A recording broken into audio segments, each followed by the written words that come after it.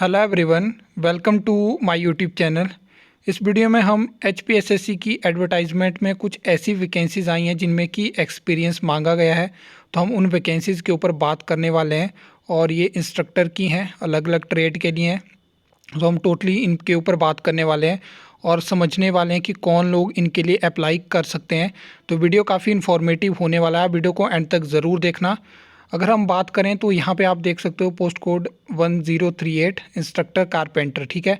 तो यहाँ पे जिन्होंने डिग्री करी है मैकेनिकल में तो वो भर सकते हैं, लेकिन उसके साथ साथ आपकी क्राफ्ट इंस्ट्रक्टर ट्रेनिंग भी होनी चाहिए और उसके बाद आपके पास 1 साल का एक्सपीरियंस भी होना चाहिए। वैसे ही अगर आपके पास डिप्लोमा है तो आपका जो क्राफ्ट इंस्ट्रक्टर ट्रेनिंग है उसके बाद आपके पास 2 साल का एक्सपीरियंस होना चाहिए, या तो फिर आपका नेशनल ट्रेड सर्टिफिकेट या national apprenticeship certificate in carpenter trade, उसके बाद आपके पास 3 साल का एक्सपीरियंस होना चाहिए और क्राफ्ट इंस्ट्रक्टर ट्रेनिंग भी आपकी कंप्लीट होनी चाहिए, ठीक है।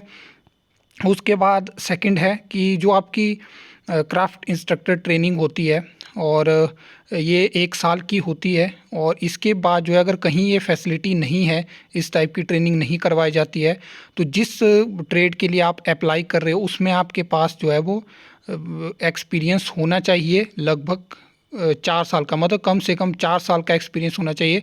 तो यहाँ पे अगर हम बात करें जैसे इंस्ट्रक्टर सर्वेयर है, कारपेंटर है, तो आपके पास 4 साल का एक्सपीरियंस होना चाहिए। फिर चाहे वो गवर्नमेंट हो, सेमी गवर्नमेंट हो और डीम्ड यूनिवर्सिटी से हो, यूनिवर्सिटी प्राइवेट इंस्टीट्यूशन से हो, वो मतलब कहीं से भी होना चाहिए, बस रजिस्टर्ड होना चाहिए अंडर फैक्ट्री कंपनी एक्ट के अंडर, ठीक है।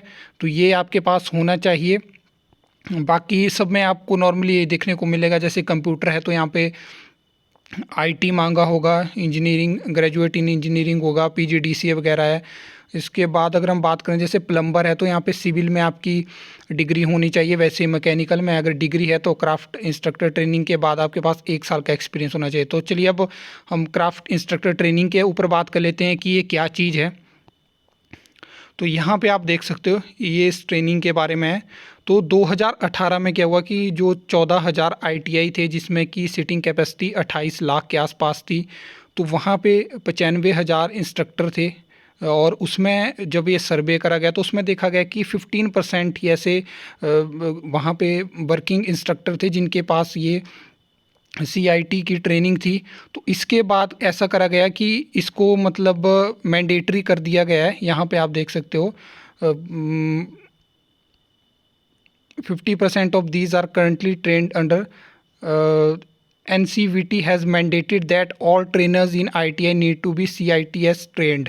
तो फिर ये कर दिया गया था, उसके बाद तभी ये अभी जो वैकेंसीज़ निकली है इसमें भी इसको कंपलसरी रखा गया है।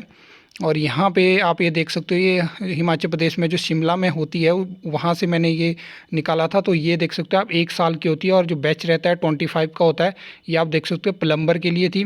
तो यहाँ पे आप देख सकते हो जो एंट्री क्वालिफ़िकेशन है ये पढ़ सकते हो आप कि आपके पास डिग्री होनी चाहिए, तब जाके आप 1 साल की ये करोगे क्राफ्ट इंस्ट्रक्टर ट्रेनिंग। उसके बाद 1 साल का और अलग से एक्सपीरियंस मांगा गया है। तो कुछ इस तरह से ये चीज़ थी, तो मुझे लगा कि शायद आपको ये बताना चाहिए कि ये क्या चीज़ है और ये क्यों मैंडेटरी इसमें रखी है। तो ये मैंडेटरी है और ये सेंट्रल गवर्नमेंट से ही इसको मैंडेटरी रखा गया है। और अब देखते हैं कि इस टाइप की पोस्टों के लिए हिमाचल प्रदेश में कितने लोग इनको मिल पाते हैं। वैसे तो मेरे हिसाब से तो नॉर्मली अगर इसको सीधा भी ये रख लेते इसके इंटरव्यू तो अब भी अच्छा था, क्योंकि नॉर्मली इस तरह के एक्सपीरियंस मतलब अगर आपने सीधा क्राफ्ट इंस्ट्रक्टर का ही ट्रेनिंग मांगी होती तब तो काफ़ी लोग मिल जाते, लेकिन इसके बाद 1 साल का एक्सपीरियंस। लेकिन मुझे ऐसा लगता है कि जो इन्होंने अलग से कंडीशन रखी हुई है कि 4 साल का आपका उस ट्रेड में एक्सपीरियंस होना चाहिए, वहाँ पे इनको काफ़ी कैंडिडेट मिल जाएंगे टेस्ट के लिए। क्योंकि अभी आपको पता है कि वैल्यूएशन ख़त्म है, तो अगर ज़्यादा कैंडिडेट नहीं होते हैं तो फिर टेस्ट करवाने का कोई मतलब यहाँ पे बनता नहीं है। और बाकी अगर आपका कोई डाउट रह गया हो इन पोस्टों से रिलेटेड, क्योंकि बहुत सारी है, मैंने यहाँ पे सबको नहीं कंसिडर करा है, तो अगर आपका स्पेसिफिक ट्रेड से कोई डाउट रह जाता है तो आप कमेंट सेक्शन में कमेंट करके बता सकते हो। तो आई होप आपको ये वीडियो अच्छी लगी होगी, इन्फॉर्मेटिव लगी होगी। तो वीडियो को लाइक कमेंट शेयर कर सकते हो, चैनल को सब्सक्राइब कर सकते हो फर्दर न्यू अपडेट्स के लिए।